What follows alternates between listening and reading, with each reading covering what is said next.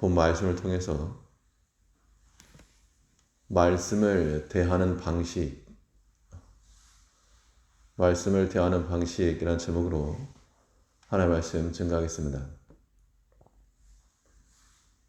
이 한 해 국방 예산으로 1,000조를 쓴다 그래서 미국을 가리켜 천조국이라고 부른다고 합니다. 예전에 같은 교회에 있던 한 집사님께서 미국에 거주하면서 어떤 비자 문제가 있어서 출입국 심사를 받는데, 심사하던 중에 가족 관계를 물어보다가 아들이 있는 걸 보고, 아들은 뭐 하는 사람이냐 그랬더니 아들은 지금 미국 군인이다. 그 한마디에 오케이 도장을 찍었다. 그 말을 들은 적이 있습니다. 그 나라에서는 기본적으로 군인들에 대한 그런 존경하는 마음, 또 높게 평가하는 그러한 마음들이 있습니다.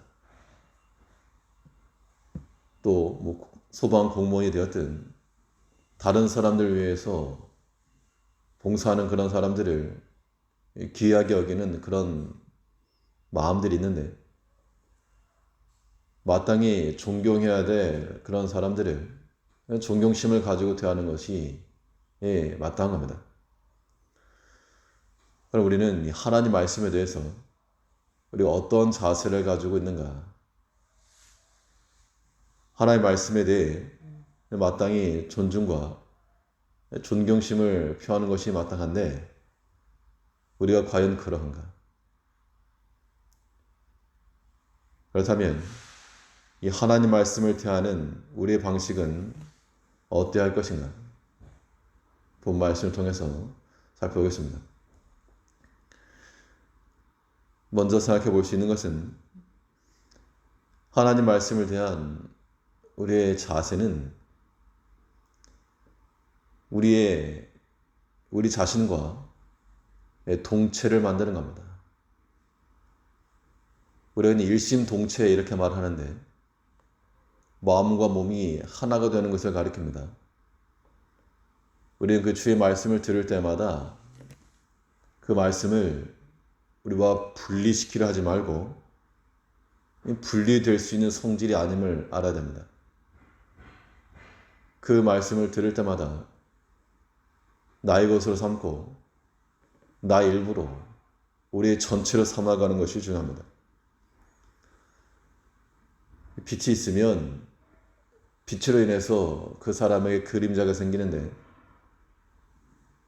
나를 제외한 다른 곳에 가서 생기는 게 아니고 우리 발밑에 생기는 겁니다.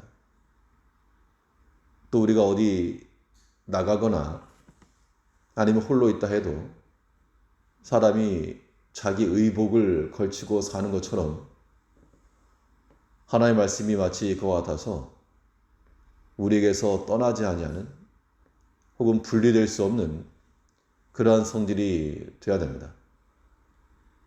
우리 1절 말씀을 보시면, 내 아들아 내 말을 지키며 내 명령을 내게 간직하라. 내 명령을 지켜서 살며 내 법을 내 눈동자처럼 지키라. 내 명령을 지켜서 살며,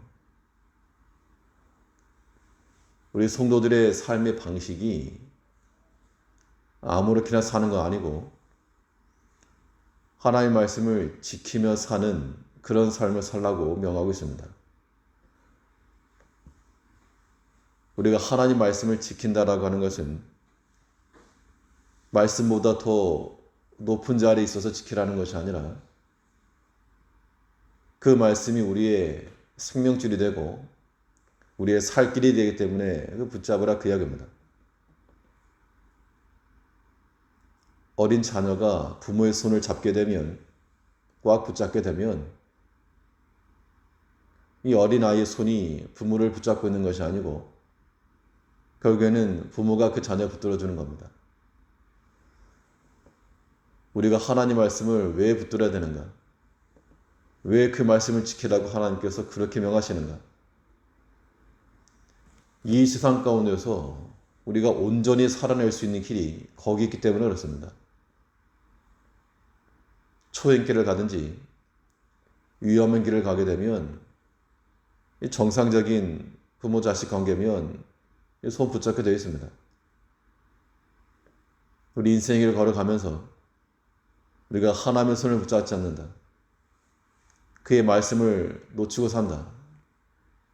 이것은 우리가 하나님으로부터 떨어지는 길이요. 또 한편으로는 이거 사탄의 미끼가 되는 겁니다. 미혹받는 길이 어디 있는가? 우리가 하나님 말씀에서 분리되고 떠나게 되면 거기서 우리가 미혹을 받습니다. 사람이 아무리 바쁘다 그래도 자기 몸의 일부를 두고 나갈 수 없는 것처럼 우리가 아무리 분주하고 바쁘다 그래도 하나님 말씀을 두고 갈 수 없는 겁니다. 오랜만에 이렇게 새벽 현장 예배를 드리게 되었는데 또 어린 아이서부터 평소에 나오시던 분들 또 이렇게 나오셨습니다. 우리가 하나님 말씀에 대해서 이것이 없어도 된다라고 하는 그런 마음 말고 내 의복이요, 내 일체라고 하는 그런 마음을 가지고 살아야 됩니다. 사람에게는 2개의 팔이 있고 또 2개의 다리가 있고 사람의 구조가 있지만 우리는 여기 하나 더 붙여서 하나님 말씀이 있다는 것을 잊지 않아야 됩니다. 그 말씀과 더불어 함께 나가면서 그 말씀을 지키며 살며 2절에 있는 말씀 다시 보시면 내 명령을 지켜서 살며 우리의 살아가는 방식이 이렇다는 겁니다. 하나님의 말씀을 구경하면서 살라 하지 아니하였고 듣고 무시하면서 살라 하지 아니하였고 그 말씀을 지키며 살아라. 그러면 그 말씀이 우리를 지켜 보여준다는 겁니다. 아무쪼록 하루 삶 가운데서도 우리가 거울을 보면서 우리 자신을 지장하기도 하고 단장하기도 하는데 하나님의 말씀이 보여야 되고 그 말씀을 지키며 살아가는 한 날이 되어야 되겠습니다. 또 하나님 말씀을 대하는 우리의 자세가 어때야 되겠는가? 하나님의 말씀은 우리에게 있어서 핵심 가치입니다. 핵심 가치라고 하는 것은 우리가 추구하는 가장 귀중하고 소중한 것이 되어야 됩니다. 이런 말에는 동의하기 어려운 사람들도 있을 것인데 내 인생 가운데서 어떻게 이게 가장 중요하냐? 하나님께서는 그의 말씀을 대하는 자세를 가리켜서 가장 중요하고 아끼는 것으로 여기라 라고 말씀하고 있습니다. 오늘 본문에 있는 말씀대로 하면 눈동자처럼 여겨라. 우리 2절을 다시 보시면 내 명령을 지켜서 살며 내 법을 내 눈동자처럼 지키라. 이 눈동자라고 하는 것은 어떤 이물질이 들어오려고 하면 자동적으로 감기게 되어 있습니다. 하나님께서 그렇게 창조하신 것이죠. 그만큼 약하기도 하고 또 중요한 곳이기 때문에 하나님께서 그렇게 막아주신 겁니다. 이 눈꺼풀 없었다 그러면 아마도 우리는 보는 일에 있어서 굉장한 어려움을 겪을 겁니다. 우리가 하나님 말씀을 대하는 자세도 이와 같아서 하나님 말씀을 헤아려고 하는 무엇인가 있다 그러면 이 눈꺼풀이 좀 닫혀야 되겠는데 그래서 이 하나님 말씀을 지켜내야 되겠는데 우리는 도리어 저희 정반대의 모습을 보일 때가 있다는 겁니다. 닫아야 될 부분에서는 열고 또 열어야 될 말씀 앞에서는 닫고 이것은 하나님 말씀을 존중하는 또한 존경하는 태도도 아닌 겁니다. 우리 얼마 안 되는 소유 가운데 가장 귀한 소유로서 주의 말씀을 우리는 선택을 해야 되겠습니다. 그 말씀을 마치 있어도 그만 없어도 그만이 아니라 눈동자처럼 우리가 가장 아끼고 사랑하는 것처럼 그래서 항상 휴대하고 항상 돌아보는 그 대상이 바로 주의 말씀이어야 됩니다. 그래서 잠언 기자는 이 말씀을 항상 가지고 항상 살피라고 말하고 있습니다. 우리 3절에서 이것을 내 손가락에 매며 이것을 내 마음판에 새기라. 지에게 너는 내 누이라 하며 명철에게 너는 내 친족이라 하라. 주의 말씀을 지키며 살되 그 말씀을 아예 손가락에다 메고 내 마음판에 새겨라 라고 말씀하고 있습니다. 이것은 우리의 의복임과 동시에 성도의 무장입니다. 싸워서 이길 만한 그런 무장을 걸치고 나가야 싸우는 것처럼 이 성도의 싸움은 이 사탄과의 싸움이기 때문에 하나님의 말씀을 무장하지 않고 이길 방법이 없습니다.